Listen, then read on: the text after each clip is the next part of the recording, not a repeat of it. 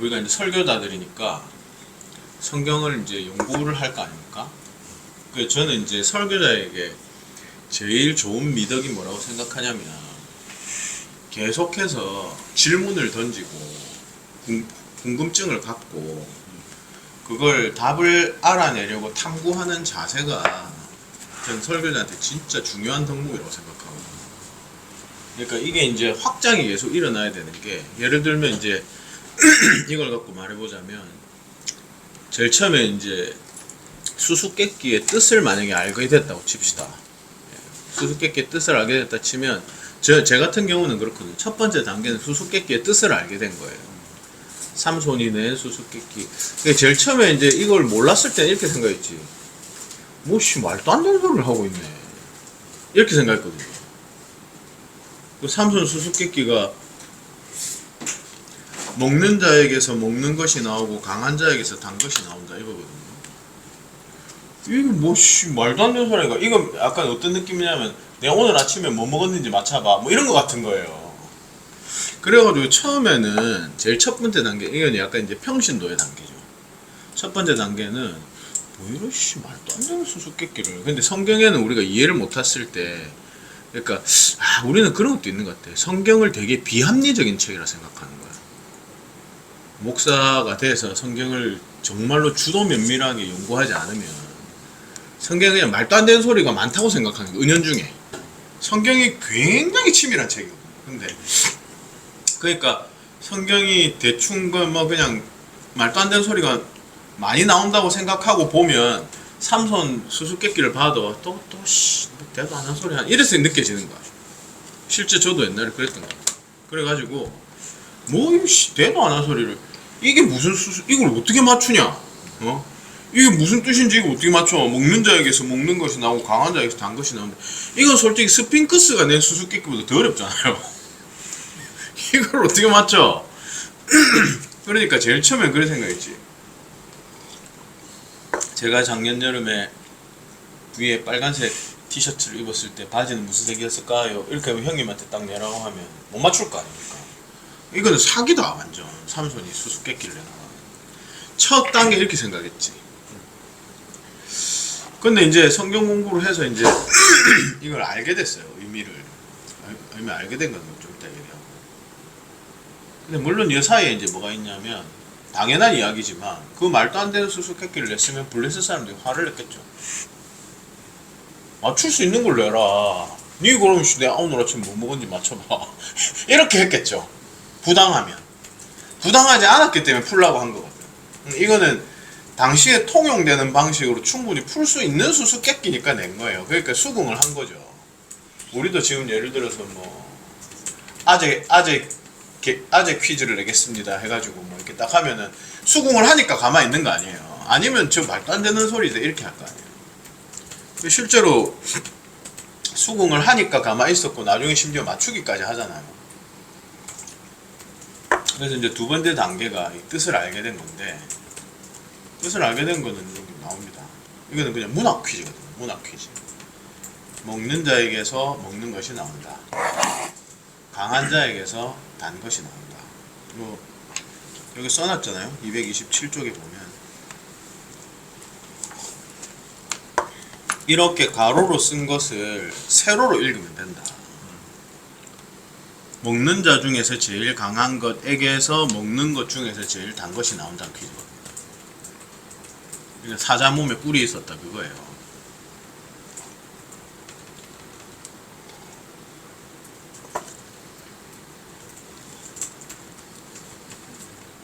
이해가 안 되셨나요? 그 227쪽에 나와 있는 이렇게 읽으면 된다고.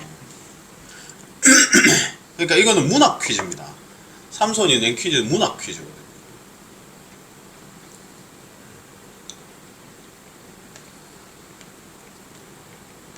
이게 다들 이렇게 처음 들으시는 거죠? 그러니까 옛날에 분명 이야기 했는데 이거 분명 읽으셨을 텐데. 제가 하고 싶은 건 이 얘기가 아니고, 이제 이렇게 알게 됐잖아요. 이제 저는 이제 목회자의 덕목은 뭐라고 생각하냐면, 저는 처음에 이제 그 퀴즈를 알게 되는 것까지도 괜찮았지만, 여기에서 이제 여기에서 아까 말했던 그 어떤 궁금증이라든가 아니면 그에 대해서 해답을 찾는다든가 계속 더 확장돼야 된다는 거지. 그래서 여기에서 제가 이건 제가 101가지 쓸 때도 썼거든요. 101가지 책안에. 제가 101가지를 2010년에 책이 나왔으니까 이걸 15년 전에 쓴 거예요. 그러니까 그 기간이 지나서 이제 이거를 다시 쓰면서 그 사이에 또 다른 생각들이 있었을 거 아닙니까? 죄송합니다.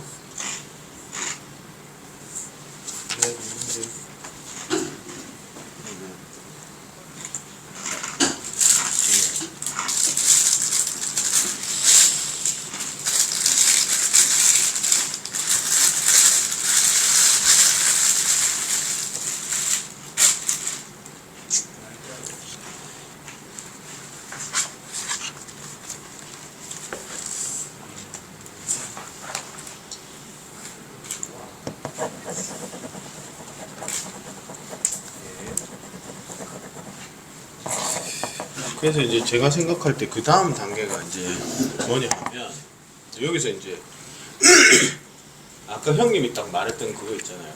형님이 내가 볼 때 한옥사님은 저게 되게 그 좋은 자질을 갖고 있다고 생각해요. 실제 답은 잘 못 내시는데 뭐 말하면 그 한옥사님 보면은 이런 그 제가 지금 말한 그 본문의 어떤 내용에 대한 궁금증을 짚어내는데 굉장히 능하시거든요. 설교자한테 저는 되게 좋은 자질이라고 생각하는데 그러면 이제 이렇게 물어볼 수가 있죠. 예를 들자면 삼손이 지금 이 퀴즈를 내고 블레셋 사람들을 다 죽이잖아요. 그래가지고 그러면은 우리가 그냥 이렇게 성경을 별반 의미 없는 책으로 읽을 때는 그냥 쉽게 이렇게 생각할 수 있습니다. 아, 죽일 빌미를 찾기 위해서 그냥 수수께끼를 만들었다. 이 정도로 생각할 수 있잖아요. 근데 이제 성경을 계속 읽고 묵상하다 보면 이제 그 다음에 어떤 생각을 또 해야 된다고 저는 보냐면 그러면 수수께끼는 정말 의미가 없을까?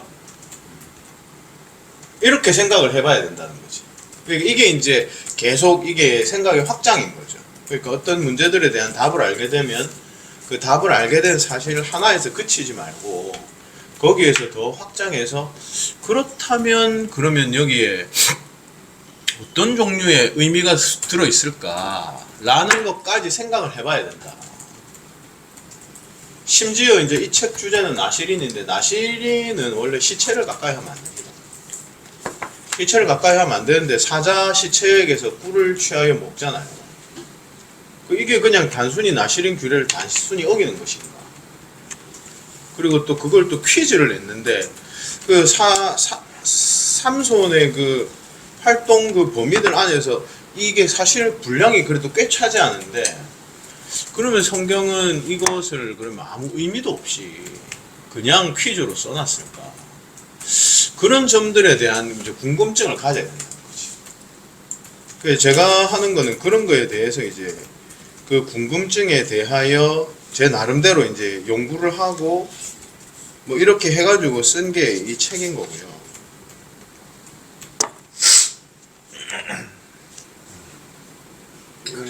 요런 그러니까 단순히 퀴즈가 이런 시스템이었네는 그냥 단순한 지적 그 만족이잖아요. 몰랐던 걸 깨닫게 된다. 근데 의미가 없다면 성경이 그걸 굳이 쓸 필요가 있나? 쉽게 말하면 이렇게 쓸 수 있는 거예요. 삼손이 블레셋 사람들에게 퀴즈를 냈는데 맞히지 못해서 다 죽였다. 이렇게만 써도 되거든요. 근데 그 퀴즈 내용도 상세하게 쓰고. 그래서 제가 아는 한도 내에서는 성경이 이런 것들을 주로 사용할 때 의미 없이 쓰지 않는데. 그러면 이제 그게 의미를 갖고 있다고 봐야 되겠지. 요게 지금 어디 부분에 나오냐 하면 지금 221쪽에 보시면 이게 4번이죠. 4번. 그래서 우리가 지난번에 다뤘던 그 불임 주제가 1번이고 나시린 주제에서 그러니까 나시린 규정이 있잖아요. 민수기에 보면 나시린 규정이 있는데 그 나시린 규정에서 나시린 규정이 대표적인 것이 이제 세 가지가 네, 세 가지. 세 가지죠.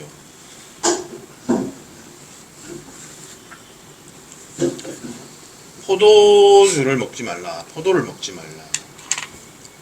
그 다음이 3번입니다. 괄호 3번. 머리를 자르지 마라. 204쪽부터. 그 다음이 시체를 가까이 하지 말라. 그러니까 지금 요 챕터들을 보시면 제가 이게 써놓은 내용이 요 4장이 말입니다. 4장이 이제 나시린에 대하여 설명하는 건데 나시린에 대하여 민수기에 나와 있는 나시린의 금지 규정이 3개가 있고 지난주에 우리가 했던 그 불임 규정은 불임에 대한 내용은 그 나시린을 살펴보려고 하니까 태어난 데서 특징이 있더라. 그래서 불임이라는 주제를 1번으로 우리가 이제 다룬 거고 나시린이 가진 규정이 이제 3가지가 있는 거죠. 성경에 보면 포도주를 가까이 하면 안 되고 머리 자르면 안 되고 시체를 가까이 하면 안 되고 그거를 하나씩 다룬 게 바로 2번, 3번, 4번입니다. 제가 볼 때 요것만 이제 하면 나시린에 대한 내용은 이제 정리가 되는 거고 마지막에 다룬 게 이제 그 삼손이 그 대적의 성문을 옮기는 거 대적의 문을 파하시는 그리스도하고 그 다음에 마지막에 사무엘이 어떻게 빛의 아들이 되는가가 예수 그리스도께 어떻게 성취되는가 그게 마지막 장이거든요. 그러니까 이제 오늘 마무리를 이렇게 쫙 할 때 보면은 이 3가지 금지 규정, 3가지 금지 규정에 대한 거 그럼 뭐 혹시 잠깐 뭐 이야기할 수 있으면 마지막 부분 이렇게 하는 겁니다. 할게. 아까 그 퀴즈는 그래서 시체를 가까이 해서는 안 된다. 거기 지금 나오는 내용이고. 그래서 순서대로 해봅시다. 2번부터 해보겠습니다. 포도주. 포도주에서 첫 번째 요지는 술을 금지한다라고 오해해서는 안 된다. 이게 첫 번째 포인트입니다. 술을 금지하는 게 아니다. 이거는 우리 여기는 괜찮겠죠. 여기 그 어디 저 노회 저를 고발하시거나 하실 분은 안 계시겠죠. 지금 밴드 촬영하고 있어요. 조심하십시오. 제가 이 주제를 딱 생각했을 때 제일 먼저 이 주제를 이야기를 해야 되겠다 싶은 생각이 들어서 182쪽에 보시면 그 임배세 작사 작곡 금주가를 제가 실어놨거든요. 이걸 제가 한 이유가 뭐냐면 뭐 술 먹자 그런 얘기가 아닙니다. 그런 얘기가 아니라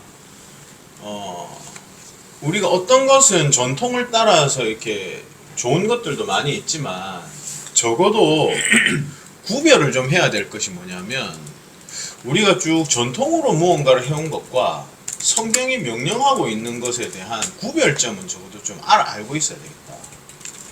예를 들어서 우리가 교회에서 술을 못 먹게 돼 있잖아요. 술을 먹으면 안 된다고 돼 있잖아요. 이 부분도 참 하고 싶은 얘기가 많은데 편하게 하세요. 예, 술을 못 먹게 되어 있는데 저는 사실 이 술 문제에 대해서 좀 다른다고 해서 막 교인의 자격을 막 의심할 정도의 나라들이 없단 말입니다. 우리만 그렇거든요. 옛날에 그 얘기 있었잖아요. 고재수 교수님 오셨을 때 장인어른인가 오셨는데 다 독실한 기독교 집안이고 심지어 여기 신학교 교수인데 장인어른이 골초인 거야. 그래가지고 한국에 오셨는데 담배가 너무 피우고 싶은데 사위가 신학교 교수인데 담배 피우면 안 된다 해가지고 막 정말로 힘들었다고 막 그런 얘기 옛날에 본인도 담배를 많이 피셨대요 보니까. 그래서 와서 이렇게 이렇게 보니까 담배를 안 피는 거예요. 그러니까 그런 것도 있고 루터가 로마 교회에서 제일 많이 공격한 것 중에 하나가 술고래라는 거거든요. 루터 술고래라고 정말 공격을 많이 받았거든요. 맨날 포도주에 절어 있는 자다 뭐 이렇게 하면서. 그 이제 이런 배경을 조금 알게 되면 우리나라가 술 못 먹게 하는 게 되게 이상해 보여요. 그리고 이게 이 문제를 이런 식으로 생각하고 그 다음에 하나 더 얘기해보자면 뭐가 있냐면 제가 이게 이제 가장 나쁜 거라고 생각하는데 저는 우리가 정말로 사실은 이게 청교도적 전통 때문에 그런 거죠 우리나라는. 근데 청교도적 전통을 정말로 우리가 잘 지켜서 정말로 우리 신자들이 사회에 나가서 결단코 술 마시는 것을 거절하면서 예? 여호와의 증인들이 정말로 집총 거부를 위해서 막 목숨을 내놓듯이 만약에 그렇게 했다면 나는 오히려 사회에서 기독교적 역량이 훨씬 더 커지면서 올바른 신자에 대한 상이 엄청 강해졌으리라 생각해요. 안 그렇겠습니까? 그런데 우리는 전부 신자들이 다 사자 비슷해가지고 있잖아요. 어떻게 하냐면 그러니까 지금 어떤 현상이 생겼냐면 교회에 와서는 안 먹는다고 말하지만 제가 실제로 가서 사람들한테 물어보면 사회생활 하면서 술 안 먹는 그리스도인이 거의 없어요. 여러분들 집사들 장로들 한번 물어보세요. 장로 될 쯤 되면 간혹 있는데 심지어 장로들도 자기가 사장 아니고 뭐 사장도 잘 그러지만 회사 다니고 하는 사람들 중에 안 먹는 사람 없어요. 그러면 이제 어떻게 되냐면 이렇게 되는 거죠. 교회는 금하고 있고 나는 사회에서 할 수밖에 없어. 그러면 양심의 가책을 계속 받으면서 하는 거죠. 그러면서 교회 안에 저변이 확대돼요. 모두 다 하고 있다. 하지만 교회 말로 꺼내서는 안 된다. 그러니까 이건 그야말로 뭐냐면 신자를 이중생활을 이중인격을 갖도록 교회가 부추기고 만들고 있는 거죠. 이게 제가 볼 때는 첫 단계 나쁜 건데 여기서 더 나아가죠. 이제 그 다음 단계. 그 다음 단계 제가 볼 때 더 나쁜 건 뭐냐면 그렇게 해서 저변이 확대되고 나면 이제는 하지 말라던 교회가 기세를 누그러뜨리고 용인해 줍니다. 그럼 이제 어떻게 되냐면 이제 쉬운 표현으로 이제 법이 있고 뭐 만약에 법에 지배받는 행동이 있다고 치면 법을 따라 행동이 좌우되는 게 아니고 법이 유명무실화 되면서 행동이 법을 지배해버리는 상황이 오게 돼요. 우리 한국교회가 딱 그래요. 제가 볼 때. 여러분 술 문제 이해하기 쉬우려면 주일 성수 생각해보시면 아주 쉽습니다. 주일에 돈 쓰면 안 된다는 게 특히 고신교회에서는 과거에 정말로 철칙 같은 거였거든요. 근데 이제 스물스물 하기 시작했죠. 근데 이게 신학적으로 밝혀서 검증해가지고 써도 된다 해서 쓴 게 아니고 다 비밀리에 암암리에 쓰기 시작했어요. 그래서 지금 고신교회들 어떻습니까? 지금 여러분들 교회 보면 다 주일에 뭐 사먹고 하잖아요? 근데 사먹고 하는데 신학적 검증을 거쳐서 여기 왔냐? 아니거든. 그러니까 우리가 과거에는 성경을 잘못 이해해가지고 성경을 잘못 이해해서 너무 지나치게 율법적 태도를 갖고 있어서 우리가 성경을 다시 잘 이해해보니까 주일에 돈 쓰는 것이 죄라고 할 수 없더라 라고 성도들을 가르쳐서 변한 게 아니고 암암리에 하던 게 저변이 확대되면서 법이 유명무실화돼서 지금 다 하게 됐다고. 내가 볼 때 한국교회는 다른 규정들도 전부 다 그래요. 여자 목사들도 그렇고. 예? 그러니까 신학의 지배를 받지 않아. 술 문제도 마찬가지예요. 그러면 진짜 나빠요. 이것은 현실적인 문제에서 이제 볼 때 그렇다는 거고, 제대로 금주 잘 했으면 오히려 긍정적 효과가 나타났겠지. 근데 이제 따지고 올라가 보면 우리나라만 그렇게 된 것은 이제 선교적 정황 때문인 거예요.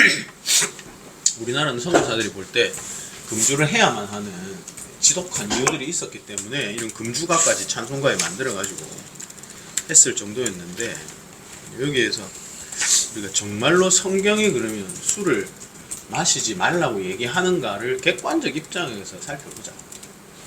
근데 술 먹는 걸 옹호한다 그런 뜻이 아닙니다. 그런 뜻이 아니고 성경에서는 보면 오히려 만약에 성경이 술을 정말로 이게 청교도적 마인드죠. 성경의 술을 정말로 금하면 누가 제일 먼저 걸립니까? 예수님이 제일 먼저 걸리죠. 예수님도 술 먹었어요. 근데 저는 그런 생각을 좀 합니다. 지금에 와서 우리가 과연 술 먹는 게 뭐 성경이 금하고 있다 이런 걸 안 가르치는 게 할까 봤을 때 그렇게 저는 좋은 대답이라고 생각지는 않거든요. 좋은 대답이라고 생각지는 않는데 서구 사회에서는 뭐 알코올 중독자나 이런 사람들 빼고 술 마시는 게 우리나라처럼 이렇게 막 폭탄주를 마시고 막 자 죽을 때까지 한 마셔보자 이런 문화가 없으면은 절제를 잘 가르치면은 가르칠 수도 있지 않을까라는 생각은 해요.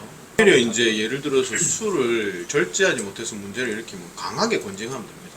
개혁교회들은 술을 마시는 거에 대해서 아무 말도 안 하지만 그는 그냥 뭐라 합니까? 기호품이라고 생각하니까요. 근데 그거를 만약에 누군가가 정말로 크게 실수할 정도로 먹고 이렇게 하면 권징을 하죠. 그 컨트롤을 못하는 문제, 절제하지 못하면. 그러니까 적당히 좋을 정도로 먹고 마시는 것에 대해서는 잘 가르칠 수 있을까? 근데 이제 그런 면도 있죠. 그게 잘 안 될 것 같으면은 지금처럼 안 하는 게 더 나은 대답일 수도 있겠고. 저는 그런 것도 좀 있는 것 같아요. 이제 술에 대해서 성경이 가르치는 바를 성경이 술에 대해서 어떻게 가르치는가 이렇게 성도들이 들으려고 하기보다는 보통 보면 이제 술을 마시기 위해서 술을 좋아하니까 술을 마시기 위해서 이제 성경 구절을 가져와 가지고 정답입니다. 예수님이나 이런 식으로 그렇게 하죠. 그렇게 사람들이 그렇게 하죠. 그러니까 이런 풍조가 있기 때문에 그걸 조심해야 되겠다는 생각이 드는 거죠. 그래서 저는 당장 우리 아들한테도 내가 술 먹지 말라고 하거든요. 뭐 한 번씩 먹을 수는 있지만 아들이 몇 살이에요? 대학생이. 그러니까 그래서 저는 중요한 게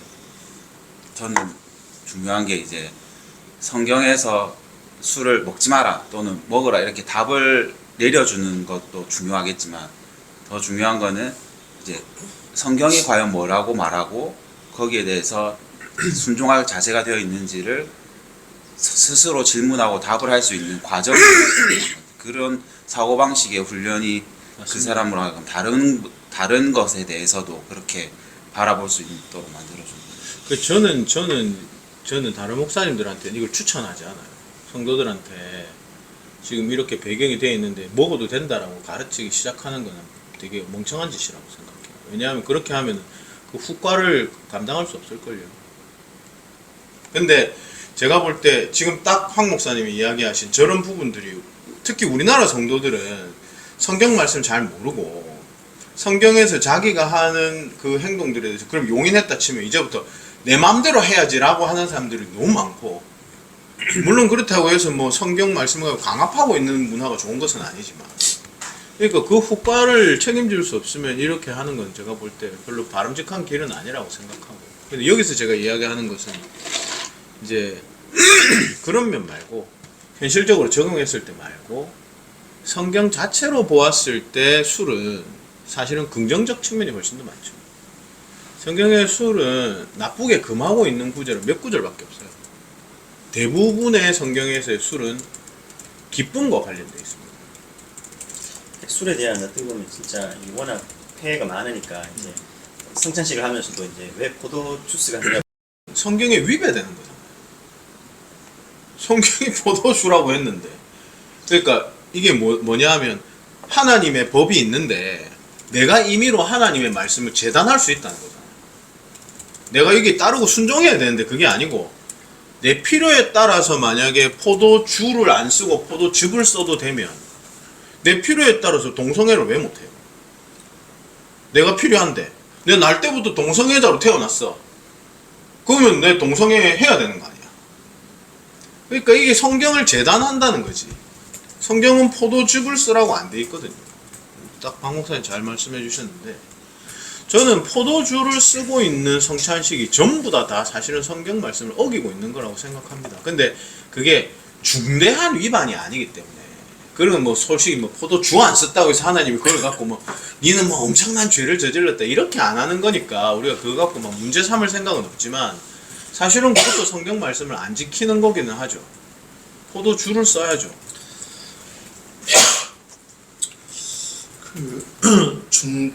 좀요 술과 관련되어진 내용 중에 내가 개인적으로 생각할 때 좀 중요한 점이 하나, 물론 이제 관점의 차이일 수는 있겠지만 조금은 언급을 해야 되지 않을까라는 생각한 게 성경에서 말하고 있는 술에 대한 농도라든지 그 이미지가 오늘날 한국 사회에서 판매되는 알코올 농도에 준하는 비교 차이가 그 농도를 봐야 되는 거야? 이게 저는 이게 좀 중요한 포인트라고 보는 거예요. 왜냐면 안 그래도 목회자들이 성범죄가 참 많은데 이 술 한 잔 들어가면 더 심각해지거든. 사실은 엄청난 파급 효과가 있다는 거지. 그거는 저는 뭐 그걸 허락하는 것을 제가 찬성하는 건 아니에요. 나도 찬성하는 건 아닌데 그러니까 먹고 싶다는 건 아니고. 그게 아니라 이게 술에 대한 이 한국 사회에서의 술의 근데 알코올 농도를 따지면 그 무알코올은 뭐 그거 괜찮죠. 근데 이게 저거는 실제 성경에 나와요. 성경에는 포도주가 있고 독주가 있거든요. 그렇지. 여기 독주도 마시라고 돼 있어요. 여기 제 책에 나오는데. 독주도 마시라고. 독주를 마시라고 돼 있어요. 마셔도 된다가 아니고. 마시라. 마음껏 마셔라. 독주를 여기 있잖아요. 왜 마시라 그러지? 독주. 그 193쪽에 나와 있죠. 그렇구나. 나는 이제 우리나라에서의 한국 술 문화의 근데 형님이 말씀하신 그 부분도 옛날에 그렇게 얘기하는 사람들이 있었어요. 유대에서 말하는 포도주와 우리 술이 다르다. 그 성경 구절 인용했죠. 신명기 14장 26절. 이건 어느 문맥이냐면 가나안 땅에 들어가기 전에 광야에서 이스라엘 백성들이 일종의 전투 중이었을 때에는 포도주와 독주가 금지됩니다. 금지되는데 가나안 땅에 들어갔을 때 그리고 나중에 이스라엘 백성들이 절기를 지킬 때 이럴 때는 여기 나와 있는 신명기 14장 말씀은 그거예요. 그때에는 네 마음에 원하는 모든 것을 사되 포도주, 독주 등 마음에 원하는 것을 구하고 너와 내 권속이 함께 먹고 즐거워하라. 포도주든 독주든, 그러니까 포도주는 괜찮고 독주는 안 되고 이런 게 아니라는 거죠. 독주도, 그리고 심지어 그 앞에 보시면 바로 그 앞에 나오는데 191쪽 보세요. 191쪽 보면 독주도 하나님께 제사로 드립니다. 그 민수기 28장 7절 있죠. 독주. 또 그 전제는 어린 양 한 마리에 4분의 1 흰을 들이되 거룩한 곳에서 여호와께 독주의 전제를 부어드릴 것이며. 원래 포도주도 제사했습니다. 그 맨 밑에 보면 191쪽 맨 밑에 어린 양의 고운 밀가루 10분의 1에버 찌은 기름 4분의 1 흰, 그리고 전제로 포도주 4분의 1 흰. 전제에는 포도주가 다 들어가거든요. 그러니까 제사에도 포도주가 들어가요. 제사에도 포도주가 들어가고 이스라엘 백성들이 가나안 땅에 들어갔을 때 독주를 마시도록 권장되고 있고, 그리고 그 앞에 이제 보시면 189쪽에 보시면 그 본문 3개 나와 있는 것 중에 세 번째 마지막 거 보면 나의 사랑하는 사람들아 많이 마시라. 많이 마시라. 그거 돼 있어요. 그래서 이제 요런 것들이 뭐냐 하면 그 표를 보시면 좀 이해가 쉽게 되겠네요. 188쪽에 표가 나와 있죠. 요게 이제 사사기에 보면은 그때 아비멜렉이 등장했을 때 그 요담이 홀로 피해서 그 비유를 들잖아요. 감람나무하고 포도나무 그 비유의 내용에 188 제일 위의 성경 구절 포도나무가 그들에게 이르되 하나님과 사람을 기쁘게 하는 내 포도주를 내가 어찌 버리고 가서 나무들 위에 우쭐대리요. 이게 이제 포도나무는 포도주를 내는, 그리고 이때의 의미는 하나님과 사람을 기쁘게 하는. 그 이제 밑에 표 만들어놓은 게 그겁니다. 감람나무는 기름을 말하고 그 다음에 영화롭게 영광과 관련돼 있고 포도나무는 포도주를 내고 기쁘게 한다. 그래서 189쪽에 이제 그 위에 두 본문들 보시면 제가 진하게 해놓은 거 있죠. 시편 104편에는 사람의 마음을 기쁘게 하는 포도주, 이렇게 포도주가 기쁨과 관련돼 있단 말입니다. 그 190쪽에도 표가 있죠. 190쪽 표가 이제 아까 앞에 사사기 말씀처럼 이렇게 표를 제가 만들어 놨는데, 양식은 힘과 관련돼 있고 기름은 윤택과 관련돼 있고 포도주는 기쁨과 관련돼 있다. 그리고 189쪽의 두 번째 인용문인 창세기 43장 요셉과 함께 즐거워하였더라. 이건 우리말로 즐거워하였더라 라고 되어 있는 말이 마음껏 마셨다는 뜻이에요. 그러니까 이게 주흥을 의미하는 단어입니다. 술 먹고 이제 기분이 좋아진 거. 많이 마시라 하고, 이게 다 똑같은 거예요. 샤카르, 마음껏 마신다. 그리고 그 다음에 쭉 내용을 보시면 이제 술이 예배에 사용되는 도구고 이런 것들이 쭉 나와요. 그래서 이제 이 전체 내용에서 제가 하고 싶은 이야기는 술 먹자 뭐 그런 얘기를 하려는 게 아니라, 청교도들과 그리고 우리 선교 사역 상황 속에서 술에 대하여 이렇게 만들어 놓은 일종의 이 틀을, 그걸 성경이라고 생각하면 안 된다. 우리는 문화적으로 얼마든지 받아들일 수 있잖아요. 우리 초창기 때 선교사들이 와보니까 한국 사람들은 술을 미친 듯이 먹고 막 생활이 방종하고 엉망진창이어서 와 도저히 안 되겠다, 술을 금해야겠다. 그게 나쁜 게 아니잖아요. 그거 얼마든지 괜찮은 거예요. 얼마든지 그렇게 할 수 있죠. 근데 문제는 그것을 심지어 성경을 비트는 용도로 사용하는 거예요. 그래서 아까 말씀드린 것처럼 성찬에 술을 못 사용하도록 하고, 그쵸? 그 다음에 뭐 예수님께서 술 마신 것이 이상하게 보이거나 대답을 할 수 없게 만들고. 근데 이렇게 하면서 또 뭐가 없어져 버리느냐 하면, 나중에 이 술 부분이 제일 끝에 나오지만, 성찬에 포도주를 사용하는 것은 이 주흥의 완성이거든요. 이게 지금 제 책에 보면 나오는데, 왜 제가 지금 앞부분에 다룬 이 설명을 중구난방을 해서 죄송한데, 이게 제가 앞에서 다룬 게 술 문제가 아니다라고 하면서 성경이 본질적으로 다루면서 포도를 금한 거거든요. 나실인에서 금한 것은 포도를 금했어요. 예를 들면 포도의 씨나 껍질도 먹으면 안 된다고 되어 있어요. 건포도 이런 거 먹으면 안 됩니다. 이거 우리 지금 이게 과일 먹는 거 있잖아요. 포도를 먹으면 안 되는 거예요. 그러니까 포도주가 금지된 게 아니에요. 근데 우린 그 비틀었죠. 알코올 금지로.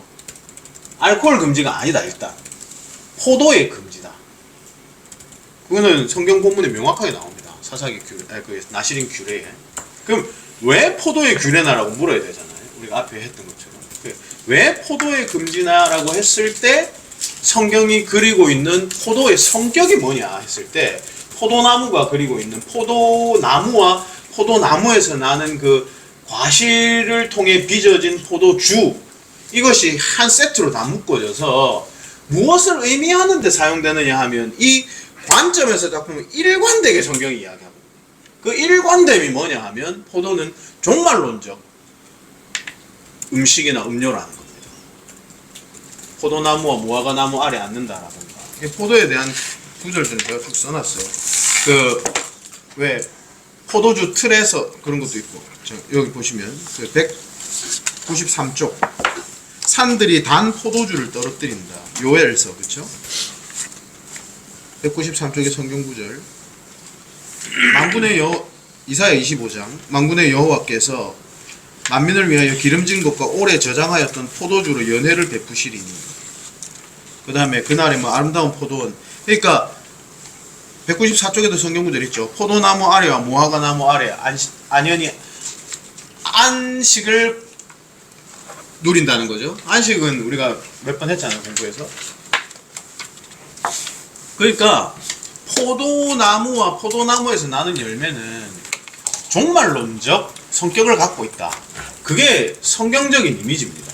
종말론적 성격을 갖고 있다. 그 종말론적 성격을 갖고 있는 것을 이해해야 나중에 심판도 이해되죠. 심판은 195쪽의 성경 구절들 나와 있습니다. 심판은 포도주 틀을 하는, 포도주 틀 보면 이제 포도를 으깨가지고 이것에 물이 나오잖아요. 이게 심판의 이미지인 거지. 포도주 틀에다가 넣고 으깨듯이 너희를 심판하겠다. 그러니까 이런 어떤 종말론적 이미지들이 다 겹치는 거예요. 그러니까 한편으로는 안식 구현이죠.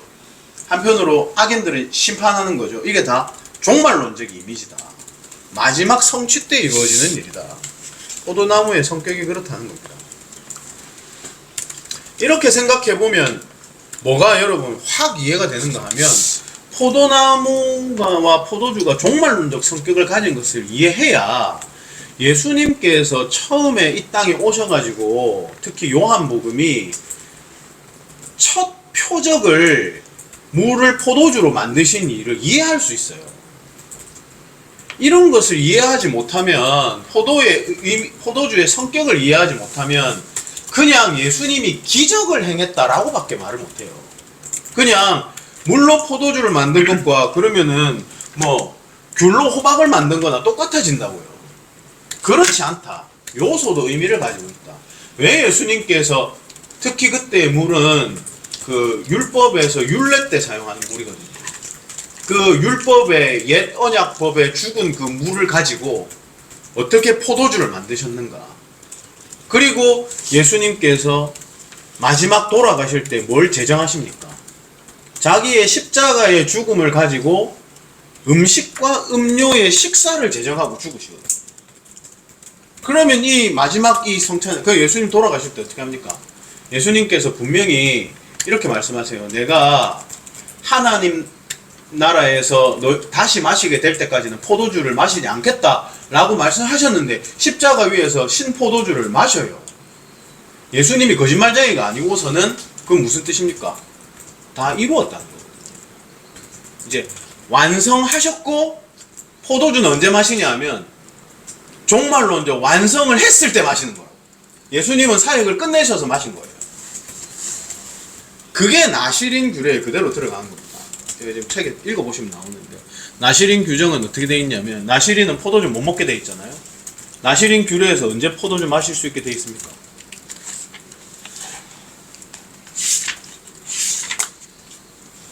(198쪽) 나시린 기간을 다 완수하면 그때는 포도주를 마실 수 있느니라. 네? 이스라엘 백성도 똑같아요. 광야 생활 동안 포도주가 금지되었거든요. 그러다가 가나안 땅에 들어가게 되면 그때는 포도주가 허락됩니다. 그러니까 이 포도주가 가지고 있는 전망을 쭉 다 이해하시면 포도주가 종말론적 음료라는 것을 다 이해하시면 그러면 성찬식에 뭐라고 말할 수 있게 되냐. 성찬식 다들 하실 텐데 그 개혁교회 성찬예식문 보면 이렇게 되어 있거든요. 그 성찬예식문 제일 마지막 부분이 뭐냐면 우리 주님께서 이 성찬식을 주님이 다시 오시는 날까지 계속하라고 말씀하신 그 말씀 때문에 우리는 성찬식에서 마지막 날 어린 양의 혼인잔치를 기다린다. 성찬식을 통해서 소망을 가지고 마지막 날을 기다리는 거죠. 근데 그때 그 기다리는 그 소망의 날이 언제냐 하면 어린 양의 혼인잔치예요. 예수님께서 가나 혼인잔치에서 보여주셨던 것과 같은 어린 양의 혼인잔치를 이 땅에서 미리 하는 거예요. 그러니까 그때의 그 포도주라는 것은 성취와 완성의 음료입니다. 그래서 제가 여기서 말씀드렸는지 모르겠는데 성찬식 때 우울한 분위기로 성찬식 하면 안 되거든요. 성찬식 때 우울한 분위기로 그래서 제가 우리 교회에서는 이런 식으로 표현했는데 성찬을 장례식이나 추도식이라고 생각하면 안 된다. 그래서 제가 몇 가지 이렇게 말씀을 드린 게 있는데 예를 들면 이제 쉽게 몇 가지 말씀드려보자면 예수 그리스도께서 마치 죽으시고 아직 부활하지 않으신 것처럼 우리는 예수님 부활 이후의 시대를 살고 있는데 마치 예수님이 아직도 죽으셔서 무덤에 계신 것처럼 그때의 돌아가신 장면을 떠올리면서 슬퍼하면서 성찬에 참여하면 안 된다. 주님께서는 그렇게 하라고 성찬을 주신 게 아니다. 그리고 뭐 성찬을 음식과 음료로 주신 이유가 또 있죠. 뭐 너희가 떡으로만 살 것이 아니오처럼 우리가 예수 그리스도의 그 십자가의 죽으심의 공효를 먹고 마시는 사람이 됐다는 거. 그러면서 플러스 제가 조금 전에 말씀드렸던 그게 성찬식이 나타나야 됩니다. 뭐냐 하면 우리는 여기 앉아서 이렇게 앉아 있잖아요. 여러분 성찬에 상에 안 앉으시죠? 나중에 특히 이제 부목사이신 분들 나중에 담임하시면 좋습니다. 고목사님도 성찬할 때 어디서 하십니까? 앞에서 나타납니다. 상이 없는데 상은 없지만 서서 그 앞에 되면 상이 나옵니다. 아 상을 놓고 네. 저희는 옛날에 좁아가지고 서서 했거든요. 앞에 나와서 이렇게 앉잖아요. 목사가 이걸 상기시켜야 돼요. 제가 말씀드린 어린 양의 혼인잔치를 얘기할 때 여러분이 지금 여기 앉아 있듯이 마지막 날 주께서 재림하시는 날 우리가 하늘에 올라가게 돼, 하늘에 올라갈지 이 땅에 올게 될지는 잘 모르겠지만 그 왕국의 완성에 들어가게 되면 그 어린 양의 혼인잔치에 이렇게 여러분의 자리가 있을 거다. 그때 우리는 여기 이 땅에서는 그리스도께서 이미 완성하셨기 때문에 그 완성하셨다는 의미로 포도주를 먹고 마시지만 그때는 진짜 완성의 음료를 술을 먹고 마시면서 그때 이게 주흥이거든요. 주흥. 포도주가 주는 기쁨이죠. 그것을 마음껏 누리게 될 거다. 네? 그때는 술 먹고 취해서 실수하고 이런 거 걱정 안 해도 되겠죠. 네. 그런 것들이 싹 다 없어진단 말이에요. 지금 이렇게 하는 거. 그래서 포도주가 담고 있는 그 삼축의 의미들, 특히 아까 제가 대충 넘어갔지만 포도나무와 무화과나무 아래 앉는다 이런 거 생각하시면 그 성경에 보는 내용들 견지가 확 넓어지죠. 제가 요 책에도 그거 썼는데 우리 그 노래 맨날 불렀잖아요. CCM 무화과나무 잎이 마르고 포도 열매가 없으며 이거 하잖아요. 이게 이제 심판이라는 걸 인식을 못하는 거야. 포도나무와 무화과나무 아래에 각각 앉는 것은 안식의 도래를 나타내는 표식이고 얘가 말라서 없어져 버리는 것은 하나님의 심판의 표식이거든요. 그 말씀 중에 그 성찬을 할 때 앞에 상을 이렇게 놓고 둘러 마시는 일이 내가 아까 생각나서 물어보고 싶은데 시편 23편에 주께서 여호와는 나의 목자시니 그 시편 가운데 마지막 절에 보면 원수의 목전에서 나에게 상을 베푸시고 상을 차려주시고 라는 표현이 나오는데 그것과 연결되어 있진 않을까? 라는 생각을 해봤어요. 마지막에 그 중요한 상을 베푸심에 대한 그 의미를 이렇게 연결해도 관주가 될 수 있을까? 라는 내용을 생각해봤어요. 난 그게 아주 되게 성찬에 그냥 상을 둘러앉아서 이렇게 한 상을 만들어 놓고 한다라고 할 때 그 의미가 마지막 날에 그 우리에게 하나님께서 베푸시는 기쁨의 잔치상이다라고 하셨을 때 그러면 그게 시편의 23편의 이 내용과 굉장히 중요한 연결점이 있을 것 같다라는 생각을 하게 된 거죠. 왜냐면 원수의 목전 앞에서 우리가 결국 최종적으로는 하나님께서 베푸시는 그 잔치상, 기쁨의 상 가운데 함께 참여하게 될 것이기 때문에 이렇게 이제 연결되는 건 어떻게 생각하세요? 근데 저런 것보다 훨씬 이제 명시적인 본문들은 있죠. 이제 예를 들어 시편 23편에 저 원수들의 목전에서 상을 베푸시는 것은 종말론적 식사라기보다는 승리나 전리품 이런 거하고 관계된 것일 것 같은데 최종 승리죠. 최종 승리. 여하튼 하여튼 뭐 그 어쨌든 저 그 잘 모르겠어요. 그 하여튼 약간 할 말이 있었는데 그 훨씬 명시적인 건 예를 들면 이제 계시록에 보면 그건 있잖아요. 빌라델비아 교회 어느 교회입니까? 볼지어다 문 밖에 서서 두드러니 라우디게. 그런 건 이런 거는 아주 명백하게 성찬을 나타내는 말이죠. 내가 들었습니다. 다시 그거는 이게 이제 아이씨 내 성경책이 아니고 여기 3장 20절. 좀 싸게 주고 생각해가 저는 이제.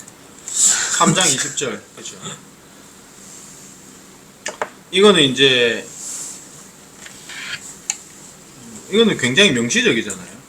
그 문 밖에 서서 두드리노니라는 것은 이거 이제 문맥 자체가 책망하는 문맥이고 차지도 아니하고 뜨겁지도 않고. 이거는 사실 성찬에 대한 이해가 잘 있는 사람이 보면 굉장히 명시적이거든요. 그러니까 문 밖으로 쫓겨나게 되는 것과 그 다음에 문 안으로 들어오게 돼서 안에서 먹고 마시게 된다. 이건 굉장히 명시적인 거죠. 이건 성찬의 회복이죠. 저거는 이제 그 일종의 시벌을 통해서 성찬 밖으로 쫓겨나는 거고. 이런 것들은 굉장히 명시적이고 또 성경에 보면은 상이 되게 명시적인 본문들이 있죠. 성찬을 상기시키는 말씀들이 많이 있죠. 있는데 23편은 내게 상을 베푸시고 되게 한번 연구해 보면 그거는 잘 모르겠는데 연구해 보시면 나중에 아 진짜 놀라운 발견을 하게 될 수 있겠다. 그렇게 놀랍진 않습니다. 근데 저거는 성찬하고 연결하기보다는 하여튼 이 성찬을 실제 의미하는 다른 구절들은 성경에 많이 있다. 하여튼 그렇습니다. 네. 이런 맥락을 말씀해 주시는 거 되게 좋아요. 저 정확히는 기억이 안 나서 다시 한번 가서 찾아봐야 될 것 같은데 네. 그 윌리엄 윌리몬 그 책에서 언뜻 봤던 것 같아서 내 이야기가? 네 그 성찬에 관한 책이었거든요. 그래요? 보라 주님의 식탁으로 그 책이었는데 그래요? 반갑다. 10편 23편도 거기 보면 뭐 창세기에 그 요셉이 형제들이랑 식사하는 베푼 자리. 네, 그런 거랑 뭐 이렇게 저렇게 포함해서 나오는데 그거 가서 한번 다시 한번 그렇죠. 네. 그 내용 있으면 캡처해갖고 네. 단톡방에 좀 올려주세요. 반갑다.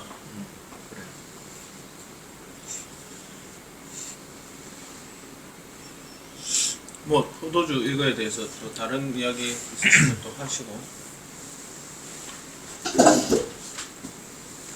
이 포도주라고 하는 이제 술 플러스 이제 빨간 피의 어떤 상징적인 뜻이잖아요, 그죠?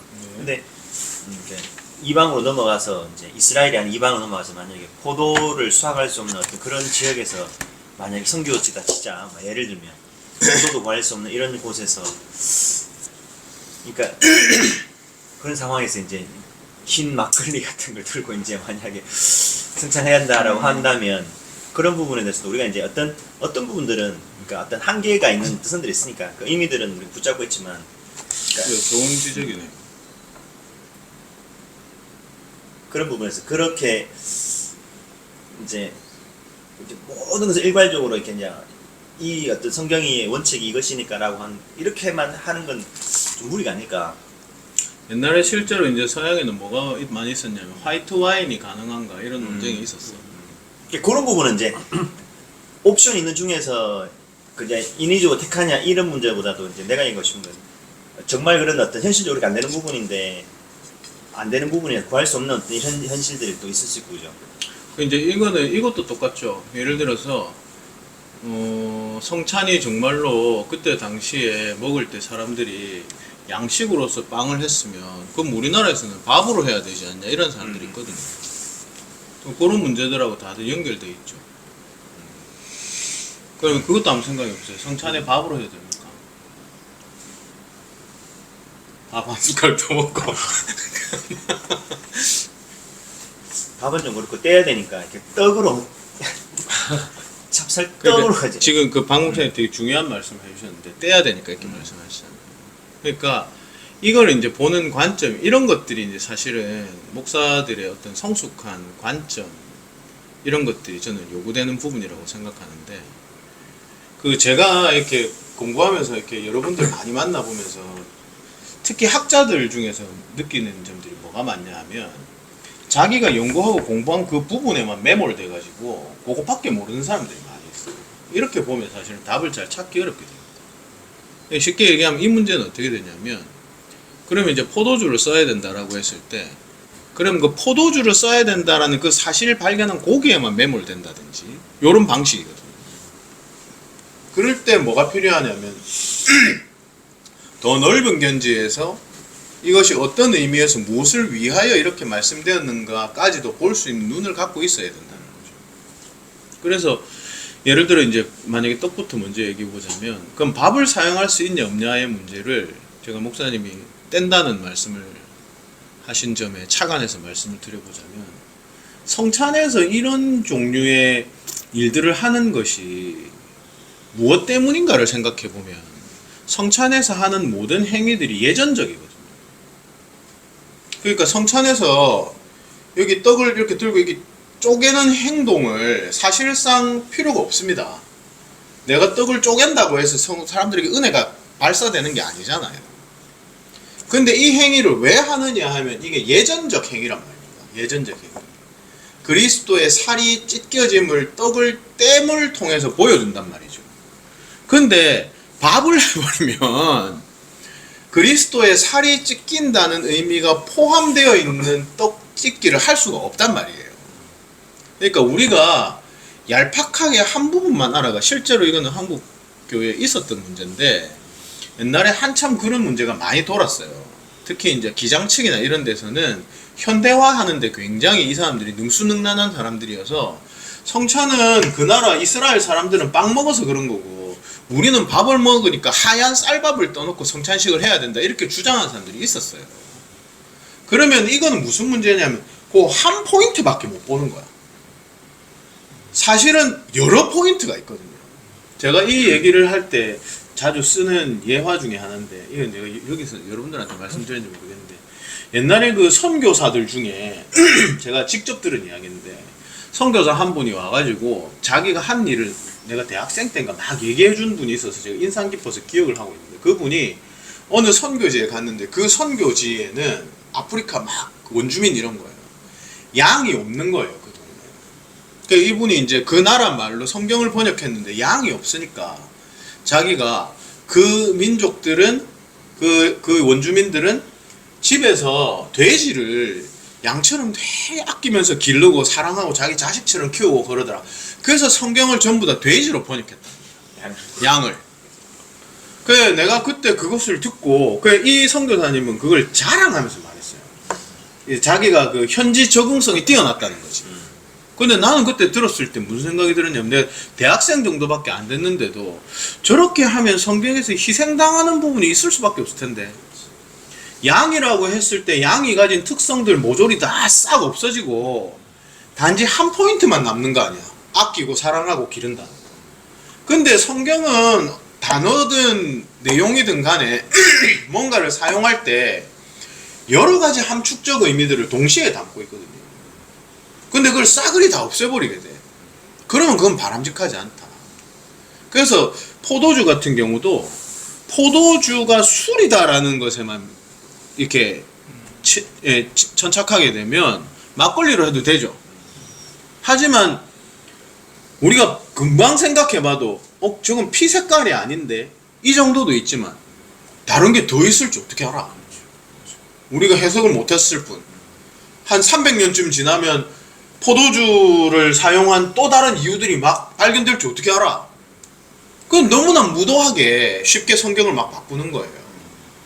그래서 제가 이런 거 할 때마다 항상 마소라 학파의 성경을 대하는 태도를 배워야 한다. 내가 이런 얘기를 많이 하는데 마소라 학파들이 성경 이렇게 할 때 그 마소라 학파가 몇 세기쯤입니까? 12세기쯤 되죠. 이 사람들이 우리 그 구약학 한정근 교수님한테 배울 때 그 한정근 교수님 이거 다 가르쳐 주셨어요. 크티브와 케레가 있거든요. 그건 이렇게 쓰라, 이렇게 읽어라 라는 뜻인데 이게 볼 때 분명히 오타야. 분명히 필사자의 오류야. 그러면 현대인들 같으면 그거 지우고 자기가 생각하는 바대로 썼을 거예요. 나는 이렇게 쓰는 사람들이 요즘 현대어 성경 번역하는 것 때문에 굉장히 기분 나쁜 때가 많아요. 네가 성경 뜻을 어떻게 다 알고. 그러니까 문자적 번역은 그나마 안전하지만 의미상 번역이 어려운 문제가 여기 있거든요. 조심해야 돼요. 마소라 학파들 어떻게 했냐면 하나도 꽂히지 않고 누가 봐도 오타였던 것도 여기다가 줄을 달았어요. 이 글자는 아마 이것을 잘못 쓴 것으로 보인다. 이게 성경을 대하는 바른 태도지. 안 그렇습니까? 지멋대로 성경 막 그렇게 하고. 그러니까 함부로 그렇게 성경의 요소들을 마음대로 막 바꾸면 안 된다. 예전적 행동과 의미가 모두 다 들어있는 건데 그걸 지멋대로 막 해서는 안 된다. 굉장히 신중해야 되는 거죠. 결과는 막걸리는 안 된다. 그래서 화이트 와인도 쓰지 않는 게 좋다. 와인 자체가 중요한 게 아니고 거기 안에 포함되어 있는 것들을 다 살피려면 빨간색 오늘날에는 와인. 대형 교회들은 이제 떼는 것도 없고 이렇게 나와요. 진짜로 다량으로. 그러니까 이런 부분들도 키트를 주던데. 그러니까 그 히트죠. 그러니까 그렇게 줘요. 그 실용성 때문에 너무 많은 것을 희생시켜요. 내가 우리 교회 성찬식 때 우리 교회가 원래는 한 잔을 마셨거든요. 한 잔을 이렇게 돌려요. 원래 개혁교회들은 한 잔을 돌리거든요. 좀 뒤집어 할 수 있잖아요. 그래서 이제 천 같은 게 있어가지고 이렇게 닦고 이렇게 돌려요. 이게 이제 한국 사람들이 전 세계에서 제일 깨끗한 민족이거든요. 사람들이 너무 이게 마음에 걸리나 봐요. 그래가지고 나중에는 급기야 이제 어떻게까지 성도들이 얘기했냐면 단순 위생의 문제가 아니라 그 성도들이 형제를 사랑해야 되는데 그 만약에 저 사람이 독감이 걸렸는데 그 다음 사람이 마시고 그 다음 주에 독감이 내가 걸리면은 이 사람 의심할 수밖에 없게 된다. 이런 것들 없애는 게 좋지 않냐. 형제 사랑을 해치게 된다. 막 그런 얘기들도 막 있고 해서 결국 저희가 지금은 한 잔 잔으로. 돌리는 걸 포기했어요. 근데 우리 타이밍이 진짜 좋았던 게 코로나 직전에 바꿨거든요. 코로나 때 바꿨으면은 우리가 약간 의도가 희석될 수 있잖아요. 위생 문제 때문에 우리가 너무 포기한 것처럼 보이잖아. 근데 그 전에 우리가 충분히 논의를 우리가 한 몇 번을 회의로 모여가지고 결국은 이제 한 잔을 포기하고 지금은 이제 잔을 여러 개 해서 이렇게 제가 부어주거든요. 근데 한 번 더 뭐가 있었냐면 이거 가서 붓는 게 제가 이거 하기 위해서 온 세계 교회들 성찬식 다 찾아봤거든요. 개혁교회 예배 실황 나오는 데는 다 찾아봤어요. 또 신학교 교수님들 외국에서 공부했으니까 다 물어봤어요. 그건 어떻게 합니까? 뭐 이렇게 미국에 물어보니까 와 씨 포도주에다가 빵을 적셔서 먹는다대. 진짜 그거 듣고 내가 와 내가 우병 교수한테 물어봤거든.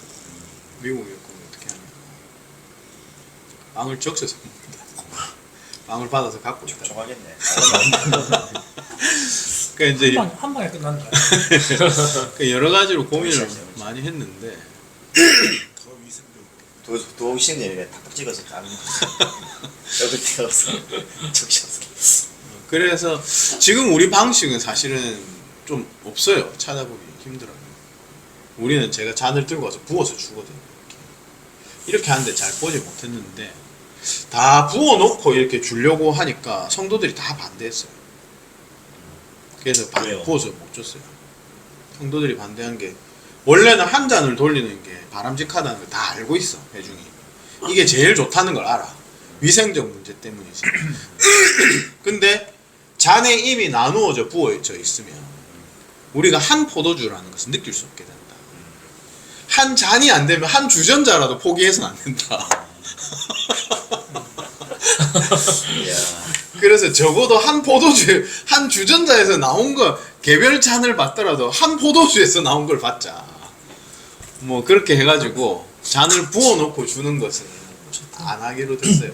그럴 것 같으면 참 뭐하러 이 버스에 그냥 안 부어주지 막.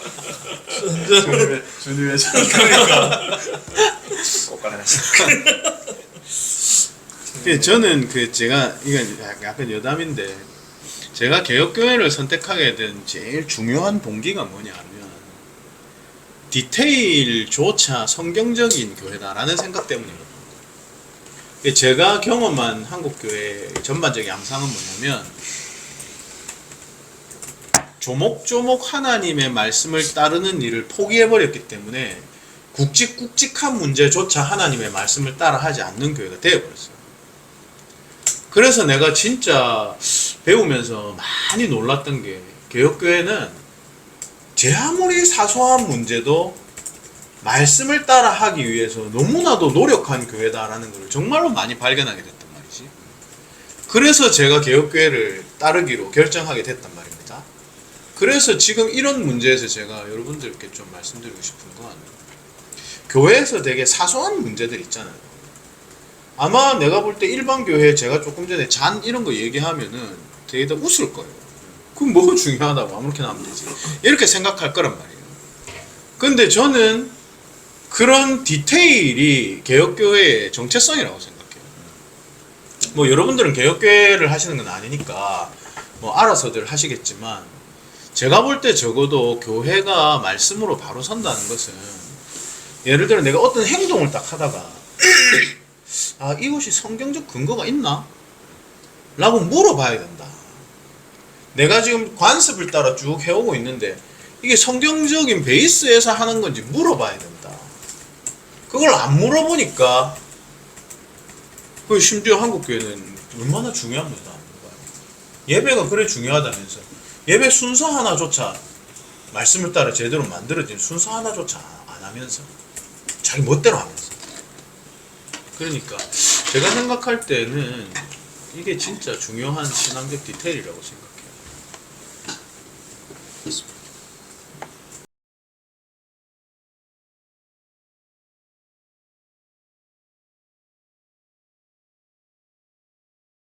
설교를 해야 될까 그런 생각은 늘 하시잖아요. 그거를 뭐 같은 맥락이라고 생각합니다. 성경 읽었을 때 그냥 쓱 넘어가지 말고 이제 왜라고 물어보는 거죠. 왜? 그 의심의 측면이 아니라 이제 탐구를 위해서. 그러면 이제 지금 나시린 주제를 우리가 공부하고 있으니까 이런 질문도 좀 자연스럽게 떠오르리라 생각하는 게 삭도를 대지 말라. 왜? 그런 궁금증이 들어보신 적이 없으신가요? 저는 사실 이걸 나시린 연구할 때 이게 굉장히 궁금했거든요. 이게 제가 그래서 이 부분을 쓸 때 뭐를 좀 떠올리고 썼냐면 그러니까 제가 이런 생각이 드는 거예요. 아이들이 성경을 읽을 때 삼손 이야기를 읽으면 우리 왜 그 아킬레스 신화에 보면 그 아킬레스건 있잖아요. 아킬레스 우리 발 그거 보면은 그 아이가 아킬레스가 처음에 태어났을 때 그 불사의 그 물에다가 애 발목을 잡고 이렇게 거꾸로 이렇게 담그는데 발목을 잡고 있었던 그 부분이 물에 안 담겼기 때문에 얘가 발목이 약점이 되잖아요. 그래서 화살로 발목을 쏴갖고 걔를 죽이잖아요. 그 이야기를 보면 제가 이런 생각이 드는 거야. 삼손 이야기를 아이들이 성경 동화로 읽으면 그거하고 똑같이 생각하지 않을까? 삼손은 힘이 머리카락에 있는 거죠. 머리카락을 자르면 힘이 없어진다. 그럼 이게 그 아킬레스 이야기나 헤라클레스 같은 이런 이야기하고 뭐가 다르게 느껴질까? 내가 볼 때 적어도 우리가 아이들을 가르칠 때 성경 동화로 아이들 가르칠 때 똑같다. 우리 아이들은 분명히 똑같다고 받아들일 거다. 그렇게 생각이 들고 나아가서 아이들뿐 아니라 그럼 어른들이라고 해서 아니 심지어 목사들이라고 해서 그러면 삼손이 왜 머리카락 자르면 안 되지? 이렇게 물어보는가? 물어보셨나요? 이게 너무 이상하잖아요. 적어도 우리가 성경을 읽을 때 특히 구약 성경 같은 데 보면은 여러 가지 어떤 규정들이나 행위들이 나올 때 제가 보기에는 그렇습니다. 많은 사람들이 주술적으로 이해하는 것 같아요. 성경의 이야기도 마치 주술인 양. 그러니까 성경에서 지금 삼손이 머리를 자르면은 힘이 약해진다는 걸 어떤 이교의 주술, 마술처럼. 그러니까 그런 인식은 어디서 나오냐 하면 성경 이야기도 역시 똑같이 고대의 그냥 신화들과 비슷한 이야기일 거라는 모종의 의식이 잠재적으로 있는 거예요, 우리한테. 그러니까 삼손 머리카락 이야기를 읽어도 별로 안 이상한 거야. 근데 성경이 하나님의 말씀이고 대단히 우리에게 치밀한 책이고 또 심지어 신자들의 삶의 양식을 가르쳐주는 책이라고 하면 나실인 규정을 볼 때 하나 이렇게 곱씹어 보면 뭐 조금 전에 포도주 먹지 말라는 것도 결국 그러고 보면 포도주 먹지 않는 어떤 행위가 주술적 의미를 가지는 게 아니잖아요. 성경신학적 의미를 갖고 있잖아요. 그러면 포도주만 그럴까? 머리카락 자르는 문제하고 시체를 가까이 하지 않는 거는 똑같지 않겠어요? 당연히 그렇겠죠. 근데 왜 우리는 전 사실 이걸 제대로 본 적이 한 번도 없었던 것 같아요. 아무도 설명해 주지 않는 거야. 왜 머리카락을 자르면 삼손이 힘이 약해지는 문제에 대해서 누구도 왜라고 묻지 않지? 왜 머리카락을 자르면 힘이 머리를 잘라서 힘이 약해지는 거는 굉장히 주술적이잖아요. 근데 성경이 가르쳐주는 기독교 신앙은 안 주술적이거든요. 여러분 성경에 한번 생각해보세요. 주술적인 게 뭐가 있어요?